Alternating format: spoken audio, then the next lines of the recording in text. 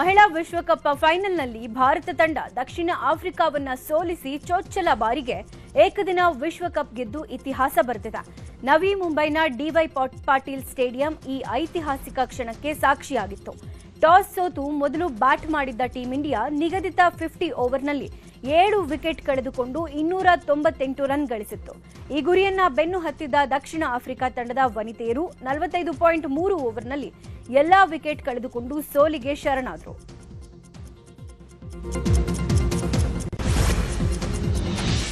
Toss ಸೋತು ಮೊದಲು batting ಮಾಡಿದ ಭಾರತ ತಂಡ 50 ಓವರ್ಗಳಲ್ಲಿ 7 ವಿಕೆಟ್ಗಳ ನಷ್ಟಕ್ಕೆ 298 ರನ್ ಗಳಿಸಿತ್ತು. ಶಫಾಲಿ ವರ್ಮಾ 87 ರನ್ ಗಳಿಸಿ ಗರಿಷ್ಠ ಸ್ಕೋರರ್ ಎನಿಸಿಕೊಂಡಿದ್ದಾರೆ. ಇನ್ನು ಶಫಾಲಿ 7 ಬೌಂಡ್ರಿ ಮತ್ತು 2 ಸಿಕ್ಸರ್ ಬಾರಿಸಿದ್ರು.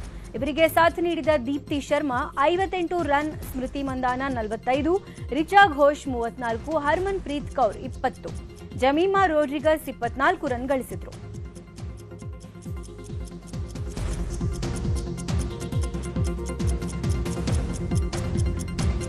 ಇನ್ನು 299 ರನ್ಗಳ ಗುರಿ ಬೆನ್ನತ್ತಿದ್ದ ದಕ್ಷಿಣ ಆಫ್ರಿಕಾ ಉತ್ತಮ ಆರಂಭ ಪಡೆದುಕೊಂಡಿತ್ತು. ಮೊದಲ ವಿಕೆಟ್ಗೆ ಈ ಜೋಡಿ 51 ರನ್ಗಳ ಜೊತೆಯಾಟ ನೀಡಿತ್ತು. ಆದರೆ ಬ್ರಿಟ್ಸ್ 23 ರನ್ ಗಳಿಸಿದ್ದ ವೇಳೆ ರನ್ಔಟ್ ಆದರು. ನಂತರ ಬಂದ ಬಾಷ್ ಖಾತೆ ತೆರೆಯದೆ ಪೆವಿಲಿಯನ್ಗೆ ಮರಳಿದ್ದಾರೆ. ಇನ್ನು ಅನುಭವಿ ಸುನೇಲೂಸ್ 31 ಎಸೆತಗಳಲ್ಲಿ 25 ರನ್ ಗಳಿಸಿ ಔಟ್ ಆಗಿದ್ದಾರೆ. ಬ್ಯಾಟಿಂಗ್ನಲ್ಲಿ ಮಿಂಚಿದ್ದ ಶಫಾಲಿ ಬೌಲಿಂಗ್ನಲ್ಲೂ ಕರಾಮತ್ತು ಮಾಡಿ ಲೂಸ್ ರನ್ ಪೆವಿಲಿಯನ್ಗೆ ಕಳುಹಿಸಿದರು. ಮೈರಿಜಾನ್ ಕಾಪ್ ಕೂಡ ಶಫಾಲಿ ಬೌಲಿಂಗ್ನಲ್ಲಿ ಎಲ್ಬಿ ಬಲೆಗೆ ಬಿದ್ದಿದ್ದಾರೆ. ಕಾಪ್ 5 ಎಸೆತಗಳಲ್ಲಿ ಕೇವಲ 4 ರನ್ ಗಳಿಸಲು ಸಾಧ್ಯವಾಯಿತು. ಇನ್ನು ವಿಕೆಟ್ ಕೀಪರ್ ಸಿನಾಲೋ ಜಪ್ತಾ 16 ರನ್ ಗಳಿಸಿ ದೀಪ್ತಿಗೆ ವಿಕೆಟ್ ಒಪ್ಪಿಸಿದರು.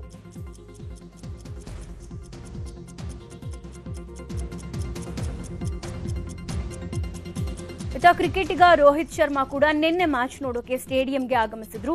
ಮಹಿಳಾ ಮ್ಯಾಚ್ ಆರಂಭದಿಂದಲೂ ಸ್ಟೇಡಿಯಂನಲ್ಲೇ ಇದ್ದ ರೋಹಿತ್ ಟೀಂ ಇಂಡಿಯಾಗೆ ಚೀರ್ ಮಾಡ್ತಾ ಇದ್ರು. ಇನ್ನೊಂದೆಡೆ ಭಾರತ ವನಿತೆಯರ ತಂಡ ವಿಶ್ವಕಪ್ ಮುಡಿಗೇರಿಸಿಕೊಳ್ತಿದ್ದಂತೆ ರೋಹಿತ್ ಭಾವುಕರಾದರು.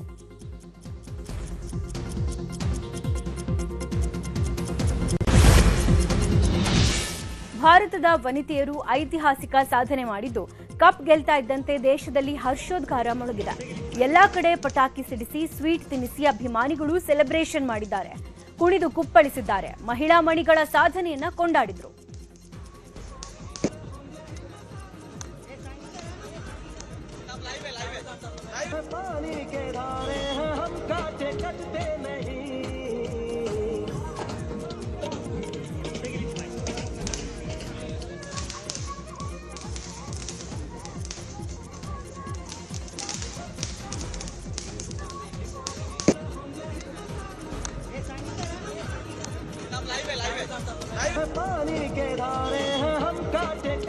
ಇನ್ನು ಮಹಿಳಾ ಮಣಿಗಳು ಚೊಚ್ಚಲ ಏಕದಿನ ವಿಶ್ವಕಪ್ ಟ್ರೋಫಿ ಮುಡಿಗೇರಿಸಿಕೊಂಡಿದ್ದಕ್ಕೆ ಪ್ರಧಾನಿ ನರೇಂದ್ರ ಮೋದಿ ಹಾಗೂ ಅಮಿತ್ ಶಾ ಶುಭಾಶಯ ಕೋರಿದ್ದಾರೆ. ಭಾರತ 298 ರನ್ ಗಳಿಸಿ ಎದುರಾಳಿಗಳನ್ನ ಹಿಮ್ಮೆಟ್ಟಿಸಿ ಪ್ರಶಸ್ತಿಯನ್ನ ಎತ್ತಿ ಹಿಡಿಯುವಲ್ಲಿ ಯಶಸ್ವಿಯಾಗಿದೆ. ಇದು ಭಾರತ ಮಹಿಳಾ ಕ್ರಿಕೆಟ್ಗೆ ಒಂದು ಸ್ಮರಣೀಯ ಕ್ಷಣ ಅಂತ ಬಣ್ಣಿಸಿದ್ದಾರೆ.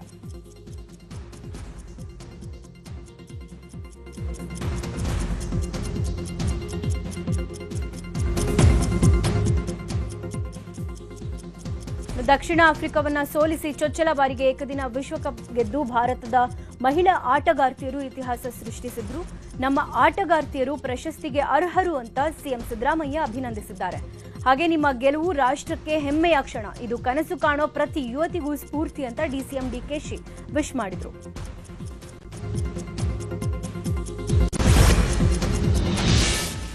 ರೋಹ್ಟಕ್ನಲ್ಲಿರುವ ಶಫಾಲಿ ವರ್ಮಾ ನಿವಾಸದಲ್ಲಿ ಸಂಭ್ರಮಾಚರಣೆ ಜೋರಾಗಿತ್ತು.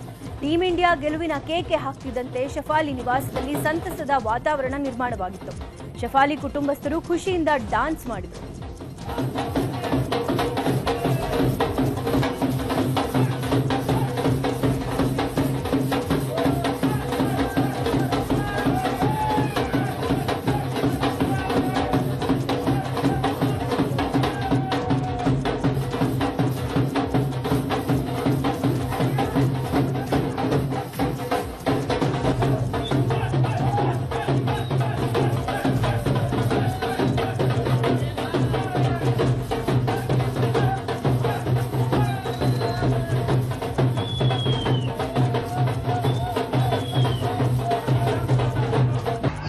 ಮಧ್ಯಪ್ರದೇಶದ ಛತ್ರಪುರದಲ್ಲಿರುವ ಕ್ರಾಂತಿ ಗೌಡ್ ನಿವಾಸದಲ್ಲೂ ಸಂಭ್ರಮ ಮನೆ ಮಾಡಿದೆ.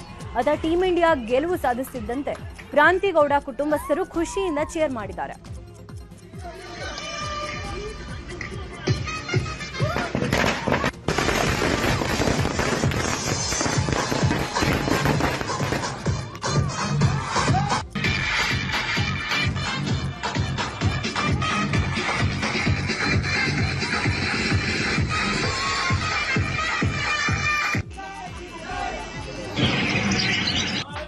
ಆಗ್ರಾದಲ್ಲಿರುವ ದೀಪ್ತಿ ಶರ್ಮಾ ನಿವಾಸದಲ್ಲೂ ಖುಷಿಯ ವಾತಾವರಣವಿದೆ. ಟೀಂ ಇಂಡಿಯಾ ಮೂಲಕ ಗೆಲುವಿನ ಕೇಕೆ ಹಾಕ್ತಾ ಇದ್ದಂತೆ ದೀಪ್ತಿ ಶರ್ಮಾ ಟೀಂ ಇಂಡಿಯಾ ಪರವಾಗಿ ಘೋಷಣೆ ಹಾಕಿದ ಕುಟುಂಬಸ್ಥರು ಭಾರತದ ಗೆಲುವನ್ನು ಸಂಭ್ರಮಿಸಿದ್ದಾರೆ.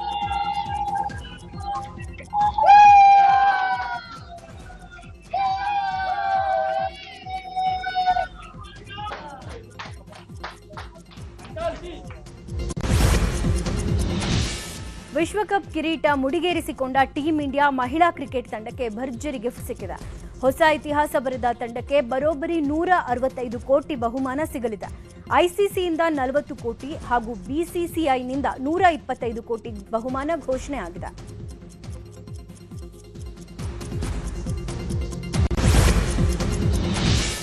ಆಸ್ಟ್ರೇಲಿಯಾ ವಿರುದ್ಧ ನಡೆದ ಪುರುಷರ 3ನೇ ಟಿ20 ಪಂದ್ಯದಲ್ಲಿ ಭಾರತ 5 ವಿಕೆಟ್ ಭರ್ಜರಿ ಜಯ ದಾಖಲಿಸಿದೆ. ಆಸ್ಟ್ರೇಲಿಯಾದ ಬೆಲೆರಿವ್ ಓವಲ್ನಲ್ಲಿ ನಡೆದ ಪಂದ್ಯದಲ್ಲಿ ಆಸೀಸ್ ನೀಡಿದ 187 ರನ್ ಗುರಿ ಬೆನ್ನತ್ತಿದ್ದ ಭಾರತ 5 ವಿಕೆಟ್ ಕಳೆದುಕೊಂಡು ಜಯ ದಾಖಲಿಸಿತ್ತು. ವಾಷಿಂಗ್ಟನ್ ಸುಂದರ್ 49, ಅಭಿಷೇಕ್ ಶರ್ಮಾ 25, ಶುಭ್ಮನ್ ಗಿಲ್ 15, ಸೂರ್ಯಕುಮಾರ್ ಯಾದವ್ 24, ತಿಲಕ್ ವರ್ಮಾ 29 ರನ್ ಗಳಿಸಿದರು. ರೇಣುಕಾಸ್ವಾಮಿ ಕೊಲೆ ಕೇಸ್ನ ಆರೋಪಿಗಳ ಮೇಲೆ ಇಂದು ಚಾರ್ಜ್ ಫ್ರೇಮ್ ನಡೆಯಲಿದೆ. ಇದಕ್ಕಾಗಿ ಪ್ರಾಸಿಕ್ಯೂಷನ್ ವಕೀಲರು ಸಿದ್ಧತೆ ಮಾಡಿಕೊಂಡಿದ್ದಾರೆ.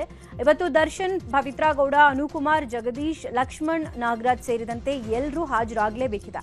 ನಟ ದರ್ಶನ್ ಜೈಲಿನಿಂದ ಬರುವಾಗ ಯಾವುದೇ ಸಮಸ್ಯೆ ಆಗದಂತೆ ಕಟ್ಟೆಚ್ಚರ ವಹಿಸಲಾಗಿದೆ. ದರ್ಶನ್ ಅನ್ನ ಜೈಲಿಂದ ಬಿಗಿ ಭದ್ರತೆ ಮೂಲಕ ಜೈಲಧಿಕಾರಿಗಳು ಕೋರ್ಟ್ಗೆ ಕರೆತರಲಿದ್ದಾರೆ. ಆದರೆ ದಾಸನಿಗೆ ನ್ಯಾಯಾಧೀಶರು ಕೇಳುವ ಪ್ರಶ್ನೆಗಳಿಗೆ ಯಾವ ರೀತಿ ಉತ್ತರ ಕೊಡಬೇಕು ಅಂತ ಈಗಾಗಲೇ ವಕೀಲರು ಸಲಹೆ ಕೊಟ್ಟಿದ್ದಾರಂತೆ. ವೈದ್ಯ ಕೃತಿಕಾ ರೆಡ್ಡಿ ಕೊಲೆ ಪ್ರಕರಣದ ತನಿಖೆಯನ್ನ ಮಾರತಳ್ಳಿ ಪೊಲೀಸರು ತೀವ್ರಗೊಳಿಸಿದ್ದಾರೆ. ಆರೋಪಿ ವೈದ್ಯ ಮಹೇಂದ್ರ ರೆಡ್ಡಿ ಫೋನ್, ಲ್ಯಾಪ್ಟಾಪ್ ಅನ್ನ ಪರಿಶೀಲಿಸಿ ಎಫ್ಎಸ್ಎಲ್ಗೆ ರವಾನಿಸಿದ್ರು. ಇದರಲ್ಲಿ ರೋಚಕ ಚಾಟಿಂಗ್ ಹಿಸ್ಟರಿ ಒಂದು ಬೆಳಕಿಗೆ ಬಂದಿದೆ. ವೈದ್ಯ ಮಹೇಂದ್ರ ರೆಡ್ಡಿ ತನ್ನ ಆಪ್ತ ಸ್ನೇಹಿತೆಯ ಜೊತೆ ಚಾಟಿಂಗ್ ಮಾಡ್ತಿದ್ದ. ಆದರೆ ಪದೇ ಪದೇ ಚಾಟ್ ಮಾಡ್ತಾ ಇದ್ದಿದ್ದಕ್ಕೆ ಸ್ನೇಹಿತೆ ನಂಬರ್ ಬ್ಲಾಕ್ ಮಾಡಿದಾಳೆ. ಆದರೆ ಮಹೇಂದ್ರ ಮಾತ್ರ ಬಿಡದೆ ಫೋನ್ ಪೇನಲ್ಲೂ ಚಾಟ್ ಮಾಡೋಕೆ ಶುರು ಮಾಡಿದ್ನಂತೆ. ವೈಯಕ್ತಿಕ ವಿಚಾರಗಳನ್ನ ಚಾಟ್ ಮಾಡಿದ್ದು ಪೊಲೀಸರಿಗೆ ಈಗ ಮಾಹಿತಿ ಸಿಕ್ಕಿದೆ. ಸದ್ಯ ಆರೋಪಿ ಮಹೇಂದ್ರ ರೆಡ್ಡಿ ಸಂಬಂಧ ತನಿಖೆ ಮುಂದುವರಿಸಿದ ಪೊಲೀಸರು ಉಳಿದ ಮಾಹಿತಿ ಪಡೆಯೋಕೆ ಪ್ರಶ್ನಿಸುತ್ತಿದ್ದಾರೆ. ರಾಜ್ಯ ಕಾಂಗ್ರೆಸ್ನಲ್ಲಿ ನಾಯಕತ್ವ ಬಿಕ್ಕಟ್ಟು ನಡುವೆ ಸಚಿವ ಸತೀಶ್ ಜಾರಕಿಹೊಳಿಗೆ ಹೈಕಮಾಂಡ್ ನಾಯಕರು ಬುಲಾವ್ ಕೊಟ್ಟಿದ್ದಾರೆ. ಕೆಪಿಸಿಸಿ ಅಧ್ಯಕ್ಷ ಸ್ಥಾನದ ಆಕಾಂಕ್ಷಿಯೂ ಆಗಿರುವ ಸತೀಶ್ ಜಾರಕಿಹೊಳಿಗೆ ಕರೆ ಮಾಡಿ ದೆಹಲಿಗೆ ಬರುವಂತೆ ಕೆಸಿ ವೇಣುಗೋಪಾಲ್ ಸೂಚನೆ ಕೊಟ್ಟಿದ್ದಾರೆ. ಬುಲಾವ್ ಹಿನ್ನೆಲೆಯಲ್ಲಿ ಇವತ್ತು ಬೆಳಗಾವಿಯಿಂದ ದೆಹಲಿಗೆ ತೆರಳಲಿದ್ದಾರೆ ಸತೀಶ್ ಜಾರಕಿಹೊಳಿ. ನವೆಂಬರ್ 25ರೊಳಗೆ ಗೊಂದಲ ಬಗೆಹರಿಸಿ ಅಂತ ಹೇಳಿದ್ದಾರೆ. ಸತೀಶ್ ದೆಹಲಿ ಭೇಟಿ ಬಗ್ಗೆ ಮಾತನಾಡಿರುವ ಡಿಕೆಶಿ, ಹೋದ್ರೆ ತಪ್ಪೇನಿದೆ, ಯಾರು ಬೇಕಾದ್ರೂ ಹೋಗ್ಲಿ ಬರ್ಲಿ ಬಿಡಿ ಅಂತ ಹೇಳಿದ್ದಾರೆ. ನಾನು ಸದ್ಯಕ್ಕೆ ಹೈಕಮಾಂಡ್ ನಾಯಕರನ್ನ ಭೇಟಿ ಮಾಡಲ್ಲ ಅಂತ ಹೇಳಿದ್ರು. ಇನ್ನು ಸತೀಶ್ ಜಾರಕಿಹೊಳಿ ದೆಹಲಿಗೆ ಹೋಗೋ ವಿಚಾರದ ಬಗ್ಗೆ ನನಗೇನೂ ಗೊತ್ತಿಲ್ಲ ಅಂತ ಸಿಎಂ ಹೇಳಿದ್ದಾರೆ. ಬಿಹಾರ ವಿಧಾನಸಭಾ ಚುನಾವಣೆಗೆ ಕಾವು ಜೋರಾಗಿದೆ. ಬೆಂಗಳೂರಿನಲ್ಲಿರುವ ಬಿಹಾರ ಮೂಲದ ಮತದಾರರ ಸೆಳೆಯಲು ಡಿಕೆಶಿ ಮುಂದಾಗಿದ್ದಾರೆ. ಹೀಗಾಗಿನೇ ಮತ ಹಾಕಲು ಇಲ್ಲಿನ ಬಿಹಾರಿ ಕಾರ್ಮಿಕರನ್ನ ಕಳುಹಿಸುವ ಲೆಕ್ಕಾಚಾರದಲ್ಲಿ ಭೇಟಿ ಮಾಡಿ ಮಾತುಕತೆ ನಡೆಸಿದಾರಂತೆ. ಮಹಾಗಠಬಂಧನ್ ಪರವಾಗಿ ಮತ ಹಾಕುವಂತೆ ಮನವಿ ಮಾಡಿದ್ದಾರೆ. ಹಾಗೆ ಸಂಘ ಸಂಸ್ಥೆಗಳು ಅವರಿಗೆ ಮತ ಹಾಕೋಕೆ ರಜದ ವ್ಯವಸ್ಥೆಯನ್ನ ಮಾಡಿಕೊಡ್ಬೇಕು ಅಂತ ಹೇಳಿದ್ದಾರೆ. ಇನ್ನು ಸಿಎಂ ಬದಲಾವಣೆ ವಿಚಾರವಾಗಿ ಮಾತನಾಡಿದ ಸಚಿವ ಜಮೀರ್, ಟಗರಿಗೆ ಟಕ್ಕರ್ ಕೊಡೋರು ಯಾರೂ ಇಲ್ಲ ಅಂತ ಹೇಳಿದ್ದಾರೆ. ಸಿದ್ದರಾಮಯ್ಯ ಇರೋವರೆಗೂ ಯಾರೂ ಸಿಎಂ ಸ್ಥಾನದಲ್ಲಿ ಕೂಡೋಕ್ ಸಾಧ್ಯ ಇಲ್ಲ. 2028ರವರೆಗೂ ಸಿದ್ದರಾಮಯ್ಯ ಅವರೇ ಸಿಎಂ ಆಗಿ ಮುಂದುವರಿತಾರೆ. ಜೊತೆಗೆ ಕೆಪಿಸಿಸಿ ಅಧ್ಯಕ್ಷ ಸ್ಥಾನವೂ ಖಾಲಿ ಇಲ್ಲ ಅಂತ ಹೇಳಿದ್ದಾರೆ.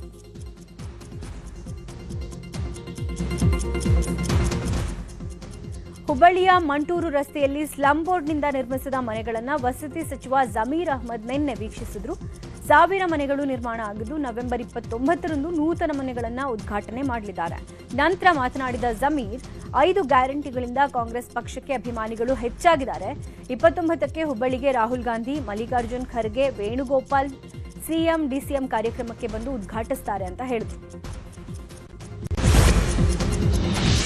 ಕಾಂಗ್ರೆಸ್ ಬಿಜೆಪಿ ಮಧ್ಯೆ ಟನಲ್ಸ್ ವಾರ್ ಜೋರಾಗೇ ಇದೆ. ಈ ಬಗ್ಗೆ ಪ್ರತಿಕ್ರಿಯಿಸಿದ ಸಿಎಂ ಸಿದ್ದರಾಮಯ್ಯ ಬಿಜೆಪಿ ವಿರುದ್ಧ ಕಿಡಿಕಾರಿದ್ದಾರೆ. ಇವರು ಕೇವಲ ರಾಜಕೀಯ ಮಾಡ್ತಿದ್ದಾರೆ ಅಷ್ಟೇ. ಬೇರೆ ದೇಶಗಳಲ್ಲಿ ಟನಲ್ ಮಾಡಿದಾಗ ಏನಾದರೂ ಸಮಸ್ಯೆ ಆಗಿದೆಯಾ? ಟ್ರಾಫಿಕ್ ಕಡಿಮೆ ಮಾಡ್ತೀವಿ ಅಂದ್ರೆ ಜನ ಯಾಕೆ ವಿರೋಧ ಮಾಡ್ತಾರೆ? ಕಾರು, ಬೈಕು, ಬಸ್ಸು ಎಲ್ರಿಗೂ ಅನುಕೂಲ ಆಗ್ಲಿ ಅಂತಲೇ ಟನಲ್ ಮಾಡ್ತಿರೋದು ಅಂದ್ರು.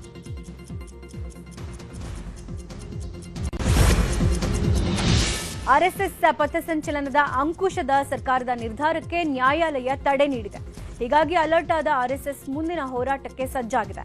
ಇವತ್ತು ಬೆಳಗ್ಗೆ 9 ಗಂಟೆಗೆ ಬೆಂಗಳೂರಿನಲ್ಲಿ ಸಂಘ ಪರಿವಾರ ಮತ್ತು ಬಿಜೆಪಿ ನಾಯಕರ ಬೈಠಕ್ ನಡೆಯುತ್ತೆ. ಪಥಸಂಚಲನ ಜಟಾಪಟಿ, ಸಂಘದ ವಿರುದ್ಧ ಕಾಂಗ್ರೆಸ್ ನಾಯಕರ ಹೇಳಿಕೆಗಳ ಬಗ್ಗೆ ಚರ್ಚೆ ನಡೆಯುತ್ತೆ.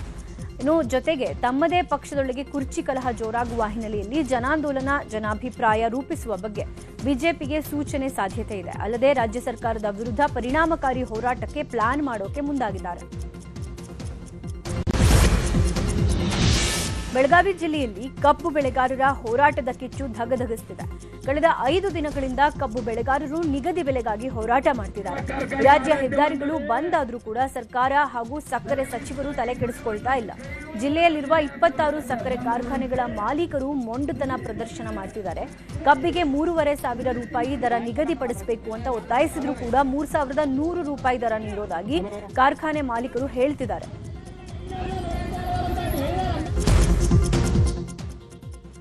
ಇನ್ನು ಕಬ್ಬು ಬೆಳೆಗಾರರ ಹೋರಾಟ ಜೋರಾಗೇ ಇದೆ. ಹೀಗಾಗಿ ಇವತ್ತು ಬೆಳಗಾವಿ ಜಿಲ್ಲೆಗೆ ಹೋಗಬೇಕಾಗಿದ್ದ ಆರೋಗ್ಯ ಸಚಿವ ದಿನೇಶ್ ಗುಂಡೂರಾವ್ ಪ್ರವಾಸ ರದ್ದು ಮಾಡಿದ್ದಾರೆ. ಬೆಳಗಾವಿ ಜಿಲ್ಲೆಯ ಅಥಣಿಯಲ್ಲಿ ತಾಯಿ ಮಕ್ಕಳ ಆಸ್ಪತ್ರೆಯ ಶಂಕುಸ್ಥಾಪನೆಗೆ ಹೋಗಬೇಕಿತ್ತು. ಆದರೆ ಸಚಿವರು ಸಂಚರಿಸಬೇಕಾಗಿದ್ದ ಎಲ್ಲಾ ರಾಜ್ಯ ಹೆದ್ದಾರಿಗಳು ಬಂದ್ ಆಗಿರೋದ್ರಿಂದ ಪ್ರವಾಸವನ್ನ ರದ್ದು ಮಾಡಲಾಗಿದೆ.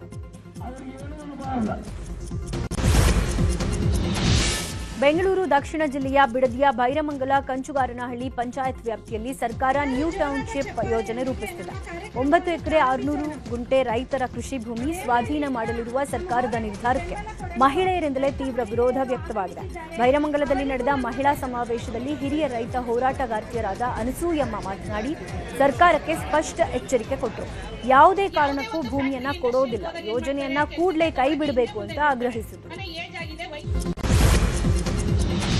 ಪೌರಾಡಳಿತ ಸಚಿವ ರಹೀಂ ಖಾನ್ ತವರು ಕ್ಷೇತ್ರ ಬೀದರ್ನಲ್ಲಿ ಮಹಾನಗರ ಪಾಲಿಕೆ ಅಧಿಕಾರಿಗಳು ಲಕ್ಷ ಲೂಟಿ ಮಾಡಿರೋ ಆರೋಪ ಕೇಳಿಬಂದಿದೆ. ಕಾಮಗಾರಿ ಆಗದೇ ಇದ್ರೂ ಹಣ ಲೂಟಿ ಮಾಡಿದ್ದಾರೆ ಅಂತ ಆರೋಪ ಮಾಡಲಾಗಿದೆ.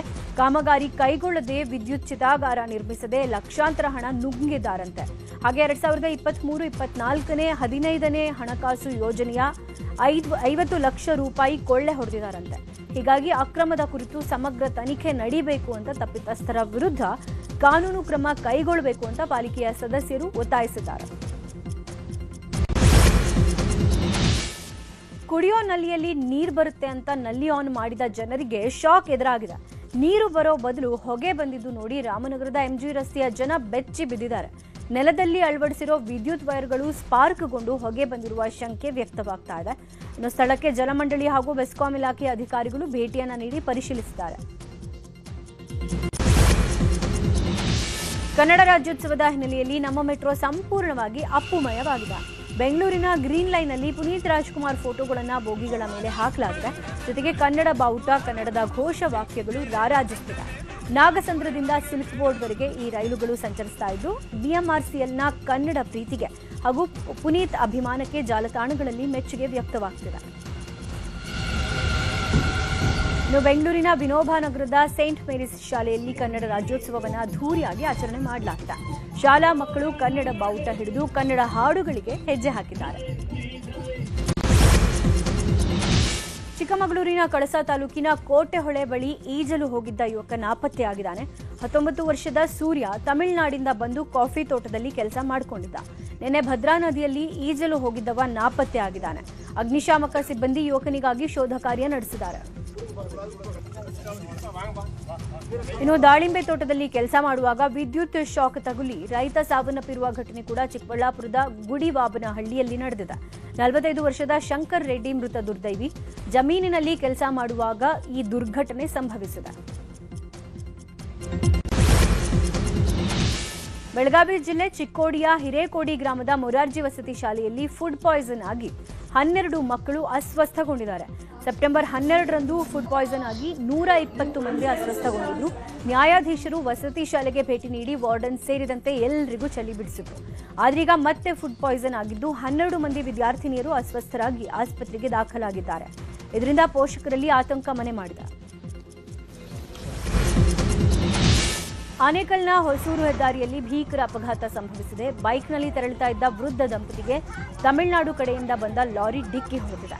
ಈ ವೇಳೆ ಕೆಳಗೆ ಬಿದ್ದ ಅಜ್ಜಿಯ ಕಾಲಿನ ಮೇಲೆ ಲಾರಿ ಹರಿದಿದ್ದು ಕಾಲು ನಜ್ಜುಗುಜ್ಜಾಗಿದೆ. ವೃದ್ಧನಿಗೆ ಗಂಭೀರ ಗಾಯಗಳಾಗಿದ್ದು ಆಸ್ಪತ್ರೆಗೆ ದಾಖಲಿಸಲಾಗಿದೆ.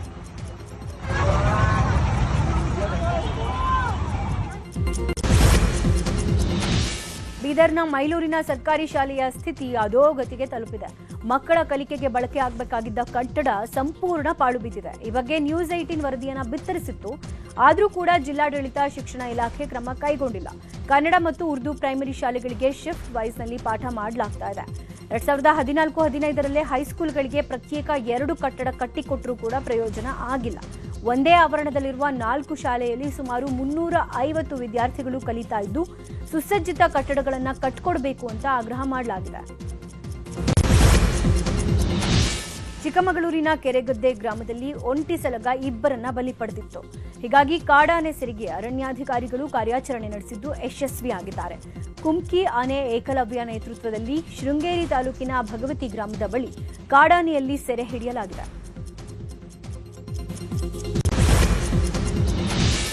ರಸ್ತೆ ಪಕ್ಕದಲ್ಲಿ ನಿಂತಿದ್ದ ಟ್ರಕ್ಗೆ ಟಿಟಿ ಡಿಕ್ಕಿ ಹೊಡೆದ ಪರಿಣಾಮ 15 ಮಂದಿ ದುರ್ಮರಣ ಹೊಂದಿದ್ದಾರೆ. ಈ ಘೋರ ದುರಂತ ರಾಜಸ್ಥಾನದ ಜೋಧ್ಪುರ್ ಹೈವೇನಲ್ಲಿ ನಡೆದಿರುವುದು. ಜೋಧ್ಪುರದ ಸುರ್ಸಾಗರ್ನ ನಿವಾಸಿಗಳು ಕಪಿಲ್ ಮುನಿ ಆಶ್ರಮದಿಂದ ವಾಪಸ್ ಆಗ್ತಿದ್ದಾಗ ದುರ್ಘಟನೆ ನಡೆದಿದೆ. ನಜ್ಜುಗುಜ್ಜಾದ ಟಿಟಿಯಿಂದ 15 ಮೃತದೇಹ ಹೊರಕ್ಕೆ ತೆಗೆದಿದ್ದು ಚಾಲಕ ಸೇರಿ ಗಾಯಗೊಂಡ 3 ಆಸ್ಪತ್ರೆಗೆ ಶಿಫ್ಟ್ ಮಾಡಲಾಗಿದೆ. ಆದರೆ 3 ಗಾಯಾಳುಗಳ ಸ್ಥಿತಿಯೂ ಚಿಂತಾಜನಕವಾಗಿದೆ. ಈ ಭೀಕರ ದುರಂತ ಘಟನೆಗೆ ರಾಷ್ಟ್ರಪತಿ ದ್ರೌಪದಿ ಮುರ್ಮು, ಪ್ರಧಾನಿ ಮೋದಿ ಸೇರಿದಂತೆ ಅನೇಕರು ಸಂತಾಪ ಸೂಚಿಸಿದ್ದಾರೆ. ಗಾಯಗೊಂಡವರು ಶೀಘ್ರವಾಗಿ ಚೇತರಿಸಿಕೊಳ್ಳಬೇಕು ಅಂತ ಪ್ರಾರ್ಥನೆ ಮಾಡಿದ್ದಾರೆ. ದಕ್ಷಿಣ ಗಾಜಾದಲ್ಲಿ ಮಾನವೀಯ ನೆರವಿನಲ್ಲಿ ಅಗತ್ಯ ವಸ್ತುಗಳನ್ನು ಪೂರೈಸಿದ್ದ ಟ್ರಕ್ ಅನ್ನು ಶಂಕಿತ ಹಮಾಸ್ ಕಾರ್ಯಕರ್ತರು ಲೂಟಿ ಮಾಡುತ್ತಿದ್ದಾರೆ. ಈ ಕುರಿತಂತೆ ಡ್ರೋನ್ ದೃಶ್ಯಾವಳಿಗಳನ್ನು ಯುನೈಟೆಡ್ ಸ್ಟೇಟ್ಸ್ ಸೆಂಟ್ರಲ್ ಕಮಾಂಡ್ ಬಿಡುಗಡೆ ಮಾಡಿದೆ. ಹಿಜ್ಬುಲ್ಲಾ, ಹಮಾಸ್ ಹಾಗೂ ಇರಾನ್ ಅಧ್ಯಕ್ಷರ ವಿರುದ್ಧ ನಮ್ಮ ಹೋರಾಟ ಮುಂದುವರಿಯಲಿದೆ ಅಂತ ಇಸ್ರೇಲ್ ಪ್ರಧಾನಿ ಬೆಂಜಮಿನ್ ನೆತನ್ಯಾಹು ಹೇಳಿದ್ದಾರೆ. ಎಸ್ಐಆರ್ ನಡೆಸುವ ಚುನಾವಣಾ ಆಯೋಗದ ವಿರುದ್ಧ ತಮಿಳುನಾಡು ಸರ್ಕಾರ ಸಿಡಿದೆದ್ದಿದೆ. ಚೆನ್ನೈನಲ್ಲಿ ಮುಖ್ಯಮಂತ್ರಿ ಎಂಕೆ ಸ್ಟಾಲಿನ್ ಅಧ್ಯಕ್ಷತೆಯಲ್ಲಿ ಸರ್ವಪಕ್ಷ ಸಭೆ ನಡೆಸಲಾಗಿದ್ದು ಸುಪ್ರೀಂ ಕೋರ್ಟ್ ಮೆಟ್ಟಿಲೇರಲು ನಿರ್ಧರಿಸಲಾಗಿದೆ. ಮಾಜಿ ಸಿಎಂ ಪಳನಿಸ್ವಾಮಿ ನೇತೃತ್ವದ ಎಐಎಐಡಿಎಂಕೆ ನಟ ವಿಜಯ್ ನೇತೃತ್ವದ ತಮಿಳಿಗ ವೆಟ್ರಿ ಕಳಗಂ ಸಭೆಯನ್ನು ಬಹಿಷ್ಕರಿಸಿತ್ತು. ರಾಮ್ ಚರಣ್ ನಟನೆಯ ಪೆದ್ದಿ ಸಿನಿಮಾ ಸಖತ್ ಹೈಪ್ ಕ್ರಿಯೇಟ್ ಮಾಡಿದೆ. ಈ ಸಿನಿಮಾದಲ್ಲಿ ನಾಯಕಿಯಾಗಿ ಜಾನ್ವಿ ಕಪೂರ್ ಕಾಣಿಸಿಕೊಳ್ತಿದ್ದಾರೆ. ಸದ್ಯ ಶ್ರೀದೇವಿ ಮಗಳ look and character name reveal ಆಗಿದೆ. ಅಚ್ಚಿಯಮ್ಮ ಎಂಬ ಪಾತ್ರದಲ್ಲಿ ಜಾಹ್ನವಿ ಕಾಣಿಸಿಕೊಳ್ಳಲಿದ್ದು ಖಡಕ್ ಲುಕ್ ಇಂಟರ್ನೆಟ್ನಲ್ಲಿ ಹಲ್ಚಲ್ ಎಬ್ಬಿಸಿದೆ. ರಾಜಮೌಳಿ ನಿರ್ದೇಶನದ ಮಹೇಶ್ ಬಾಬು ನಟನೆಯ ಸಿನಿಮಾದ ಇವೆಂಟ್ ನವೆಂಬರ್ 15ರಂದು ನಡೆಯಲಿದೆ. ಈ ಕಾರ್ಯಕ್ರಮದ ಸ್ಟ್ರೀಮಿಂಗ್ ಮಾಡುವ ಜವಾಬ್ದಾರಿಯನ್ನು ಜಿಯೋ ಹಾಟ್ಸ್ಟಾರ್ ವಹಿಸಿಕೊಂಡಿದೆ. ಇದೇ ಮೊದಲ ಬಾರಿಗೆ ಸಿನಿಮಾ ಇವೆಂಟ್ ಒಂದು OTTಯಲ್ಲಿ ಸ್ಟ್ರೀಮ್ ಆಗ್ತಿರೋ ಹೆಗ್ಗಳಿಕೆಗೆ ಈ ಸಿನಿಮಾ ಪಾತ್ರವಾಗಿದೆ.